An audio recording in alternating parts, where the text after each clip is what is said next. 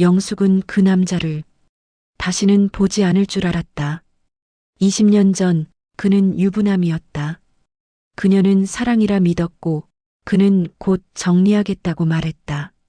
하지만 정리된 것은 그녀의 자존심뿐이었다. 그 남자는 가정을 지켰고 영숙만 남았다. 그날 이후 그 이름을 입 밖에 꺼낸 적이 없었다. 그런데 20년 뒤 그 이름이 다시 들렸다. 며느리의 입에서 오늘은 늦어요. 며느리 수지는 무심하게 말했다. 영숙은 고개를 끄덕였다. 최근 수지는 자주 늦었다. 이상하게도 아들보다 수진이 늦는 날이 많았다. 그날 밤 수진의 휴대폰이 식탁 위에서 울렸다. 영숙은 일부러 보려던 건 아니었다. 하지만 화면에 뜬 이름이 심장을 멈추게 했다. 도현. 그 이름. 20년 전 자신을 무너뜨렸던 그 남자와 같은 이름이었다. 설마. 그녀는 고개를 저었다. 같은 이름은 많다. 하지만 불안은 사라지지 않았다. 며칠 뒤 영숙은 우연히 카페 앞에서 수진을 보았다. 그리고 그 옆에 서 있는 남자. 중년의 얼굴, 익숙한 눈매, 심장이 내려앉았다. 그 남자였다. 한치의 틀림도 없었다. 20년 전 그 사람. 도현. 수진은 그 남자와 웃고 있었다. 영숙은 숨을 삼켰다. 시간이 멈춘 듯 했다. 20년 전 도현은 항상 다정했다. 당신이랑 있으면 편해. 그 말에 속았다. 그는 아내를 떠날 수 없다면서도 영숙을 놓지 않았다. 영숙은 결국 혼자 상처를 안고 돌아왔다. 그리고 그 남자는 아무 일 없다는 듯 사라졌다. 그가 지금 며느리 옆에 서 있었다. 그날 밤 영숙은 수진에게 조심히 물었다. 요즘 만나는 사람 있니? 수진은 잠시 멈췄다. 왜요? 그냥. 수진은 한숨을 쉬었다. 네, 있어요. 심장이 쿵 내려앉았다. 어떤 사람이니? 어른이에요. 이해해줘요. 그 말은 20년 전 자신이 했던 말과 똑같았다. 문제는 더 복잡했다. 영숙의 아들 준호는 이미 외도를 하고 있었다. 부부 사이는 오래전부터 식어 있었다. 수진의 외로움은 이해됐다. 하지만 상대가 하필 그 남자라니. 이건 단순한 불륜이 아니었다. 이건 뒤틀린 인연이었다. 영숙은 결국 도연을 찾아갔다. 카페 문이 열렸다. 도연은 영숙을 보는 순간 얼굴이 굳었다. 당신이 왜 여기? 그 말은 내가 해야지. 잠시 침묵. 수진, 내 며느리야. 도연의 눈이 흔들렸다. 알고 있었어? 몰랐어. 하지만 그 대답이 진실인지 확신할 수 없었다. 도연은 낮게 말했다. 그애 힘들어 보여. 그래서 난 이번엔 도망치지 않을 거야. 영숙의 눈이 차갑게 변했다. 똑같은 말이네. 도연은 입을 다물었다. 20년 전과 똑같은 표정이었다. 영숙은 밤새 고민했다. 수진에게 말할 것인가? 그 남자, 내 과거야. 그 말을 하면 며느리의 삶은 또 무너질 것이다. 말하지 않으면 또 반복이다. 영숙은 거울을 바라봤다. 20년 전 아무 말도 하지 않았던 자신이 떠올랐다. 이번엔 달라야 했다. 다음 날 저녁, 영숙은 더 이상 미룰 수 없다고 느꼈다. 수진아, 할 말이 있다. 수진은 무표정하게 앉았다. 도연이라는 사람 언제 만났니? 수진의 눈이 흔들렸다. 왜요? 영숙의 목소리는 떨렸지만 단단했다. 그 사람 내 과거다. 정적? 공기가 얼어붙었다. 무슨 뜻이에요? 20년 전 나랑 관계였던 남자야. 수진의 얼굴이 하얗게 질렸다. 장난치지 마세요. 장난 아니다. 그 순간 수진의 손에 들려있던 컵이 바닥으로 떨어졌다. 그 사람이 어머님 옛 애인이요? 애인이라 부르기도 부끄럽다. 수진은 숨이 가빠졌다. 그럼 처음부터 알고 있었어요? 아니. 영숙의 눈이 젖었다. 우연히 봤다. 수진은 자리에서 벌떡 일어났다. 이게 뭐예요? 이 집안은 왜 이래요? 분노는 단순한 외도 때문이 아니었다. 자신의 선택이 시어머니의 과거와 겹쳐 있다는 사실, 그 불쾌함과 모욕감. 수지는 곧바로 도연을 찾아갔다. 당신 알고 있었어요? 도연은 잠시 침묵했다. 처음엔 몰랐어. 처음엔 내 시어머니를 보고 알았다. 수진의 눈이 흔들렸다. 알고도 만난 거예요? 도연은 낮게 말했다. 그땐 이미 감정이 생겼다. 그래서 괜찮았어요? 도연은 고개를 숙였다. 난 이번엔 도망치기 싫었다. 그 말이 가장 잔인했다. 그날 밤 준호 남편은 결국 외도 사실이 들통났다. 수진이 먼저 말했다. 당신도 만나는 여자 있지? 준호는 당황했다. 누가 그래? 수진은 휴대폰을 내밀었다. 사진, 문자, 위치 기록. 더 이상 부정할 수 없었다. 그래, 있어. 짧은 인정. 이 집안은 세 사람이 동시에 무너지고 있었다. 결국 네 사람이 한자리에 모였다. 영숙, 도연, 수진, 준호. 이상한 장면이었다. 20년 전 불륜 남자와 그의 옛 연인의 며느리, 그리고 배신한 아들. 준호가 비웃듯 말했다. 와, 대단하네. 우리 집안은 다 이 모양이야? 영숙의 얼굴이 굳었다. 입 다물어라. 도연은 조용히 말했다. 이건 내 책임이다.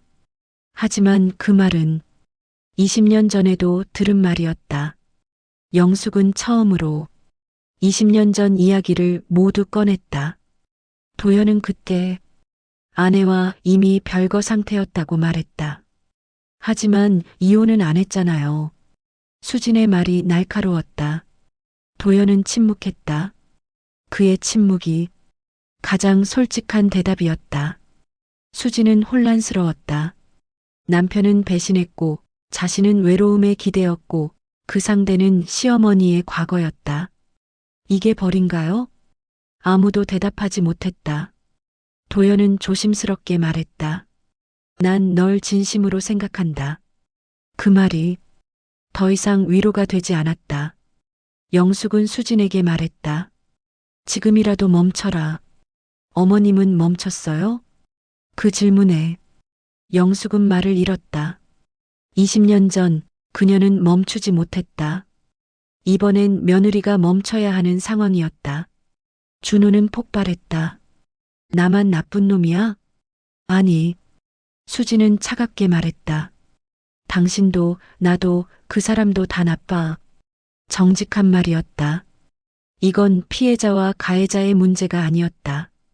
잘못된 선택들의 연쇄였다. 그날 밤 도연은 조용히 말했다. 혹시 아이는?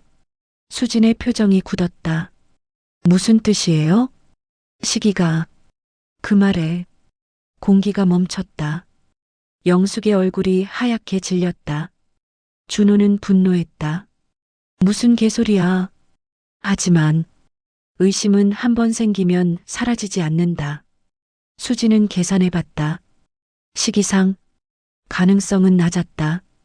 하지만 0%는 아니었다. 그 사실이 모두를 침묵하게 만들었다. 결국 이혼 소장이 접수됐다. 이번엔 단순한 외도가 아니었다. 친자 의혹, 과거 불륜 연루, 도덕성 문제. 법정은 이 가족의 모든 과거를 끌어낼 것이다. 그리고 진짜 전쟁은 이제부터였다. 집안 공기가 얼어붙어 있었다. 준호가 먼저 입을 열었다.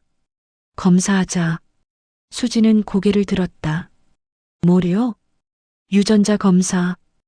도연의 얼굴이 굳었다. 영숙은 숨을 삼켰다. 아이 문제는 선을 넘는 일이었다. 하지만 이미 선은 여러 번 넘어 있었다. 검사 결과는 일주일 뒤. 그 일주일은 누구에게나 길었다. 준호는 술로 버텼다. 도연은 연락을 끊었다. 영숙은 기도했다. 수지는 아이를 더 오래 안았다. 혹시라도 아이의 세상이 무너지지 않기를. 봉투가 열렸다. 준호의 손이 떨렸다. 친자 확률 99.99%. 정적? 영숙이 먼저 숨을 내쉬었다. 도연은 고개를 숙였다. 수지는 아무 말도 하지 않았다. 안도와 함께 또 다른 허탈감이 밀려왔다. 이제 남은 건 관계의 문제였다. 그때 뜻밖의 인물이 등장했다. 도연의 아내 미연. 20년 전 영숙이 외면했던 여자였다. 이제는 끝내야죠. 그녀의 눈은 차갑게 식어 있었다. 이번엔 제가 소송 겁니다. 도연은 당황했다. 여보, 그게 아니라 20년 전에도 그 말했죠. 영숙의 얼굴이 창백해졌다.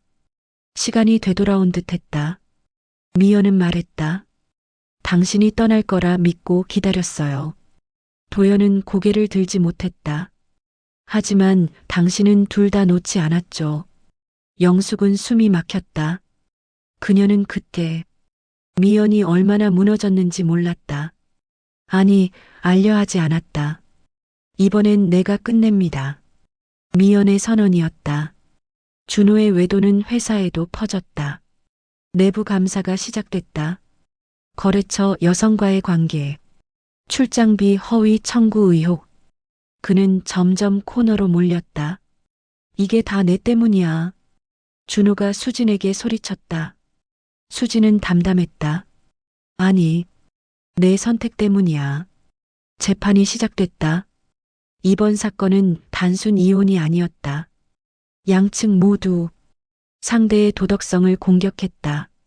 준호 측 변호사가 말했다. 원고는 시어머니의 옛 연인과 부적절한 관계를 맺었습니다. 법정이 술렁였다. 수지는 고개를 들었다. 맞습니다. 짧고 명확한 인정. 영숙의 눈이 흔들렸다. 수지는 덧붙였다. 하지만 혼인 관계는 이미 파탄 상태였습니다. 도연이 증인석에 섰다. 수진 씨와의 관계는 준호 씨의 외도 이후 시작됐습니다. 판사가 물었다. 과거 영숙 씨와의 관계도 인정합니까? 도연은 고개를 끄덕였다. 네. 그 인정은 20년 늦은 사과 같았다. 미연이 방청석에서 일어났다. 판사님, 예상치 못한 발언. 이 남자는 20년 전에도 지금도 도망치는 사람입니다. 도연은 아무 말도 못했다. 피해자는 늘 여자였어요. 그 말은 영숙과 수진 모두를 향하고 있었다. 재판이 끝난 후 도연은 수진에게 말했다. 나랑 새로 시작할 수는 없겠니? 수진은 한참을 바라봤다. 그 얼굴 속에 20년 전 영숙이 겹쳐 보였다. 아니요. 짧은 대답. 당신은 늘 늦어요. 도연의 어깨가 내려앉았다. 준호는 결국 징계위원회에 회부됐다. 외도 자체보다 문제가 된 건 거래처 여성과의 부적절한 관계, 출장비 유용, 허위 보고, 권고 사직입니다. 짧은 통보였다. 준호는 허탈하게 웃었다. 가정도 잃고 직장도 잃고 그제야 깨달았다. 이건 우연이 아니라 선택의 결과라는 걸. 도연의 아내 미연은 20년 만에 이혼 소송을 마무리했다. 이제야 자유네요. 그녀의 얼굴은 슬픔보다 평온에 가까웠다. 도연은 아무 말도 하지 못했다. 20년 전 정리하지 못한 관계가 결국 이렇게 끝났다. 늦은 정리는 대가가 크다. 영숙은 수진 앞에 무릎을 꿇었다. 내가 끊었어야 했다. 수진은 놀라 뒤로 물러났다.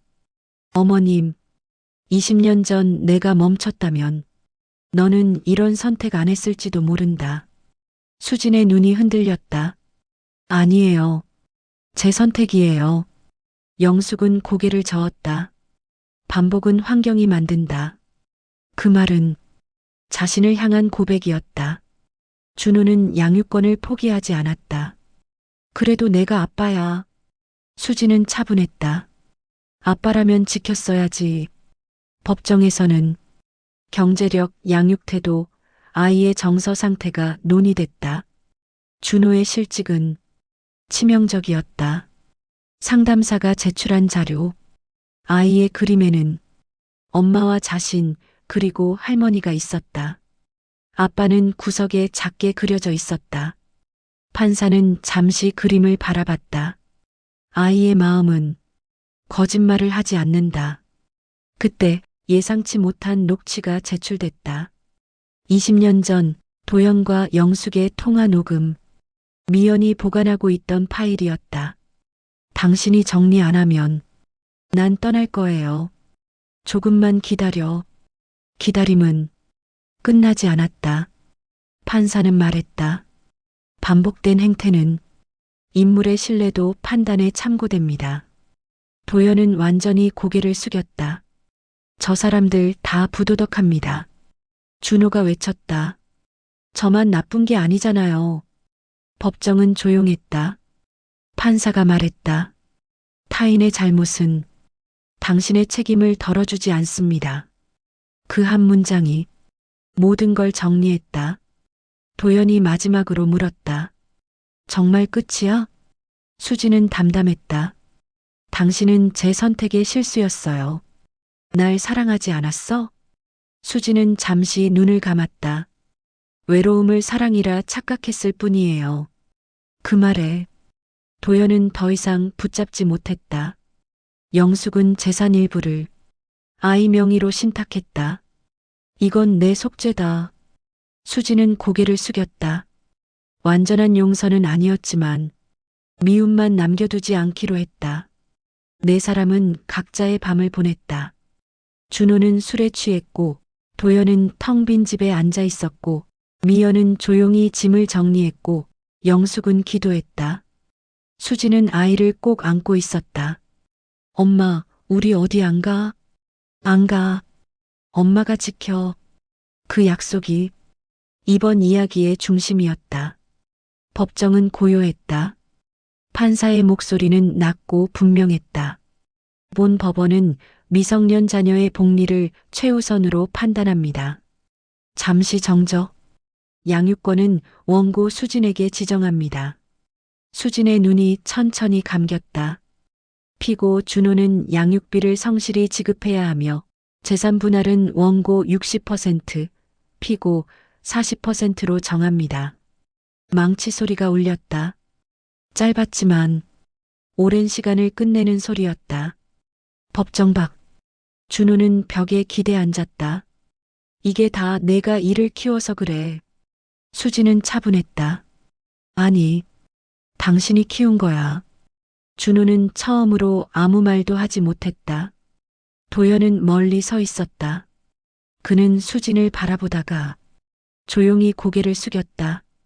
이번엔 붙잡지 않았다. 도연은 집으로 돌아왔다.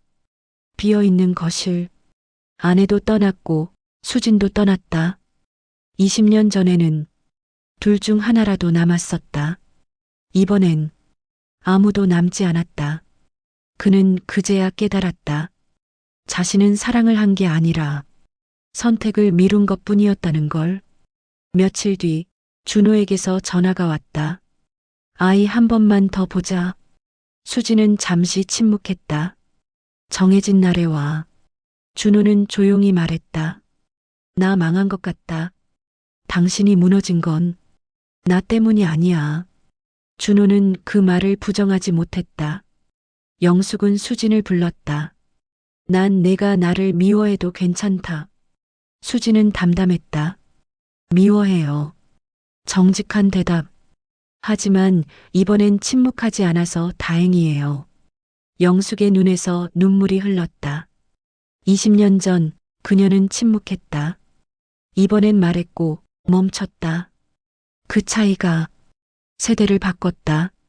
아이와 아빠의 면접 교섭날. 준호는 조심스럽게 말했다. 아빠가 잘못했어.